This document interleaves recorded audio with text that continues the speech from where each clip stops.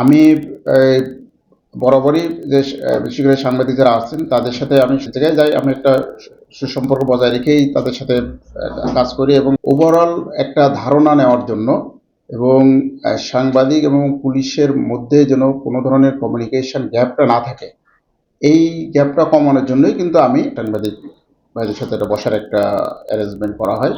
আমি কিন্তু যে কোনো তথ্যের ক্ষেত্রে যারা মেন স্ট্রিমে যে সমস্ত সাংবাদিক ভাইরা আছেন তাদের উপরে আমি ডিপেন্ড করি। গুজব বা মিথ্যা তথ্য এগুলোর যেন প্রকৃতপক্ষে একটা সত্য ঘটনা বা সত্য একটা তথ্য চলে আসে, এই বিষয়টা আপনারা অবশ্যই তুলে ধরবেন। আমাদের পক্ষ থেকে আমরা সোশ্যাল মিডিয়া মনিটরিং সহ যে সোশ্যাল মিডিয়াতে কি বিষয়গুলো চলে আসছে এটা আমাদের অব্যাহত থাকবে। যেহেতু আপনাদের আমাদের সবারই লক্ষ্য একই, আমরা সবাই মিলে রাঙামাটি জেলার সবাইকে নিয়ে আইন শৃঙ্খলা যেন পরিস্থিতি স্বাভাবিক থাকে, সুন্দর থাকে, সবাই মিলেমিশে আমরা কাজ করব, তাহলে আমরা একটি ভালো রাঙামাটি জেলা উপহার দিতে পারবো।